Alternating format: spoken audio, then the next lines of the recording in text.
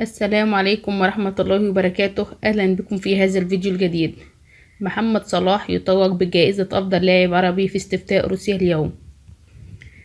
حسم الدولي المصري محمد صلاح صراع استفتاء روسيا اليوم لاختيار أفضل لاعب عربي خلال عام 2020 بفارق بسيط عن أقرب منافسيه الجزائري رياض محرز، وذلك عقب توقف التصويت مساء أمس، والذي شارك فيه نحو 19,412 شخصا بمختلف أنحاء العالم.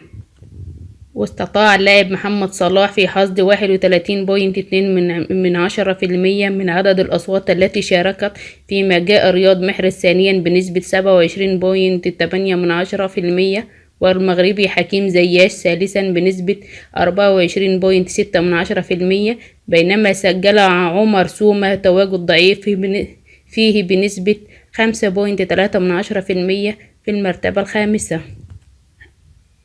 أما صاحب المرتبة الرابعة سالم الدوسري الذي حقق 5.4%، وجاء في المرتبة السادسة العراقي مهند علي في المرتبة السادسة بنسبة 2.4%.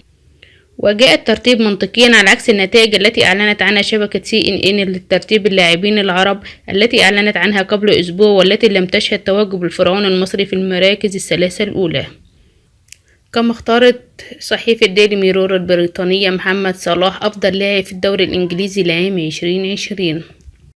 وفي نهاية الفيديو نشكر حضراتكم على حسن الاستماع، ولو عجبك الفيديو اضغط لايك، ولو أول مرة تشوفوا القناة ادعمنا بزر الاشتراك. والسلام عليكم ورحمة الله وبركاته.